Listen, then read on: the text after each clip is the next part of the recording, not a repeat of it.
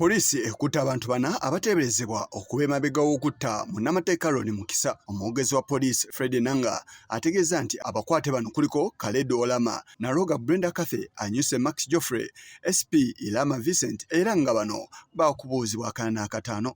Tuvumirira ne sekuvumirira yenna ekikolwa eky'abapoliisi eky'omupoliisi ono SP Ilama n'omujaasi Kopolo Anyuse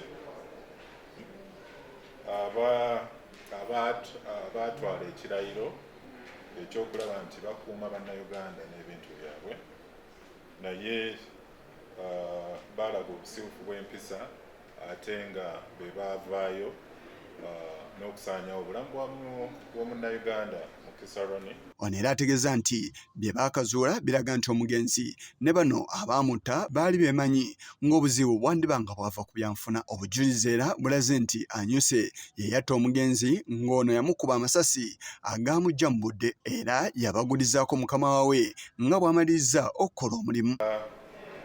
Akana n'akataano Kopolo Anyuse ono yakkiriza nti ye yatemula omugenzi Mukisa Ronnie ng'akozesa emmundu eyamuweebwa Superintendent wa poliisi Irama oluvannyuma lwa Kaledo ne mukyala okumupangisa okutemula clerk ono Mukisa Ronnie.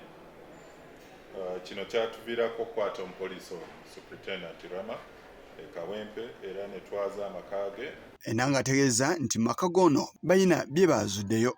Abasatu omuli Kaledo mukyalo Naroga ne Kopolo Anyuse era mu maka gaabwe wano e Kasana Local Council 1 Ekkulambiro era mu kwaza amaka gaabwe tulina magazines 2 ze twasanga n'amasasi 52 kitegeeza amasasi 8 gaali tegaliimu.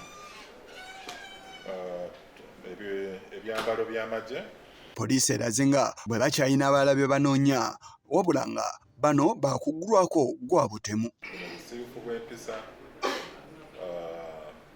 ekikolwa eky'obukambwe n'ettemu ekyakoleddwa bano abakuumaddembe ababiri tugenda kulaba nti bagobererwa sikasinge n'okubatwala mu kkooti ey'amagye.